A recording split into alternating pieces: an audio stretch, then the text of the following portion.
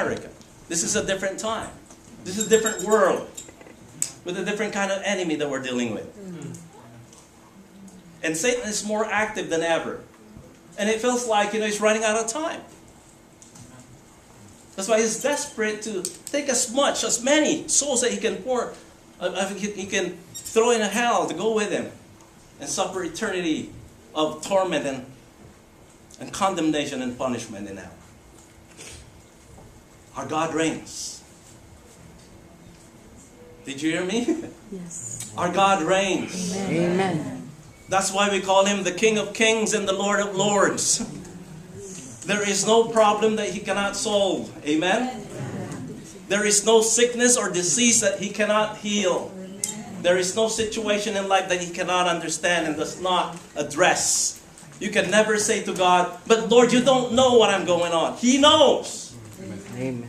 He was once a man like us. He lived in this world at least 33 years of his life. And speaking of pain and torment, who was ever tormented as much as he was? The most cruel kind of punishment and torment and death he suffered. But why did he have to go through that? Because he wants us to be released from this prison, from this bondage of sin. It can be so overpowering so that you don't know how to deal with it. How can you get out of this struggle? How can you get out of, of being so a victim, always succumbing to the temptations that come your way each and every day? And you have no power but to yield to it. Well, the good news is that you're not alone. When you become a child of God, you are never alone in this world. Amen? Because you trust in the very God who promised, I will never leave you, nor forsake you. So whatever frightens you, I don't know what it is, friends.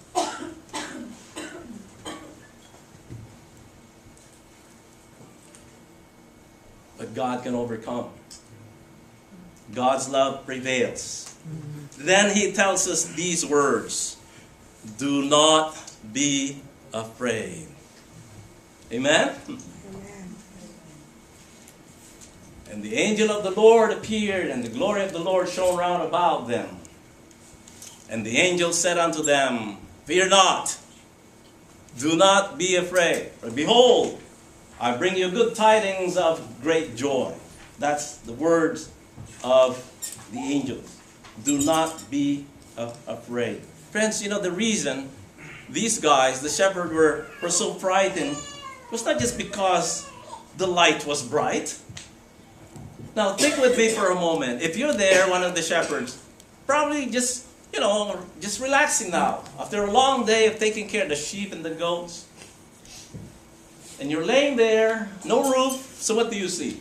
Stars. Stars, in a dark night. If you go to a dark place, like on the countryside, the boondocks, you see more stars. Not like in the metropolis, right? There's no stars here in New York, okay? But if you were one of the shepherds, and then all of a sudden, a flash of light, what is going on, right? You'll be shaken. You'll be alerted. You'll be shocked. If other shepherds are sleeping, you'll be waking them up. But to add to that confusion was the fact that angels appeared before them. If that happened to you, what would you do? Wouldn't you run away for fear? Because you're seeing a strange thing in front of you. This white, figures and characters that you don't know where they come from. Angels, how do they look like? How do angels look like? We only have an artist concept.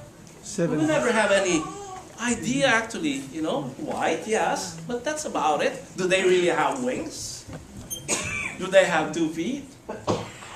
Do they have faces like what we have? I don't know. But the fact that they appeared before the shepherds, to me, that's a very frightening thing. The other night, my wife was sleeping in the room. I was in the restroom brushing my teeth and washing my face. And all of a sudden I heard, ah, ah, ah, ah, ah. I ran into the room. By that time, my son was already up from sleeping. He got up and, what's going on? What's going on? Nate was there. And I was thinking about the people upstairs, the Abrams. What are they thinking now? Comes to you, eh? No, Nate, after he came from the bathroom, went to the bed and jumped into the bed. And my wife was having a nightmare and started screaming. I never heard scream like that. But she's not here, right? Where is she? I can make fun of her. But she said, you know what? She's thankful that had happened because she's trying to. Oh, yes. Magungot. And she said, Nate, thank you, you saved me. You saved me. You know how it is when you're shocked because you're seeing an image? Mm-hmm. That could trigger death. You will not wake up if that turns into a heart attack or an aneurysm. You never know. You will not see the dawn of day. But then these people were not dreaming. They were awake. And the angel said, do not be afraid. They were terrified. And friends, that to us. When you hear those words, will give you a relief that you never had in this life. A comfort that you can get, not from any other source, but a comfort that comes from heaven. When God speaks to you and say, don't worry about your future. Don't worry, don't be scared of the unknown. Right? Don't be afraid of the challenges of life. Don't be afraid even if you've lost your job, you lose your health. And you suffer losses. God constantly is telling you, do not be afraid. Amen? Don't be afraid. And how many times you find that in the Bible? You know already. How many times? How many? 365 times in the Bible, God says, do not be afraid. And does that make sense? 365? Huh? So that each and every day, God is telling you, what does He tell you every day? Do not be afraid. Now let's go to the message itself. That was the method. What was the message? Fear not. Behold, I give you good news. I bring you good news. What's the message? What is this good news? As the angel appears to the shepherds who were just out doing their jobs, his first concern, of course, is to calm them down because they were terrified. But then the reason they did not have to be to tremble was because the angel was about to make an enormous, announcement. I bring you good news. And the phrase, means to announce. It means to declare. It means to show. The evangel, which is where we get the word gospel. What does gospel mean? Simply, good news. So what's good about this news? There's a lot of good news, is it? Right? There's a lot of good news. But there's a lot of bad news too. If you turn your television to a news station, tell me, are there more good news than bad news? Bad news. Somebody was raped, somebody was killed, there's riot there, there's a robbery that's taking place, there's this high-speed chase or whatever. And then ISIS. All kinds of bad news. Well, where's the good news?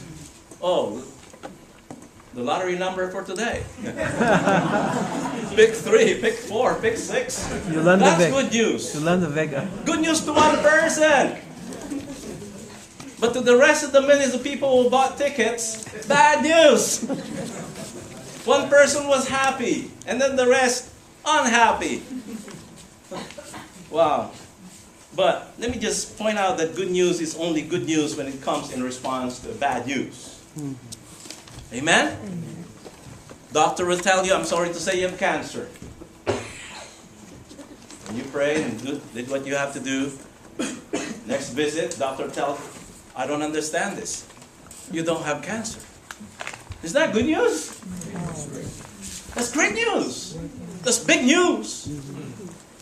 Remember I told you a story when I was new here. My family was still in the Philippines, and we had brought me to a doctor, Dr. Abano, because when I was taking a shower, I felt something here in my back, and it's like a lump, like the size of whatever, like a grape maybe. I said, wow, this is big. Where did this come from?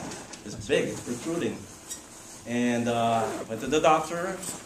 Asked me to take up my shirt and took a look at it. He said, wow, it's big. And I hope this is not growing fast. He said, so what are you going to do, doc? I said, oh, we're going to take it out. Because that's an abnormality. We need to take it out and then we'll find out what it is. I said, whoa.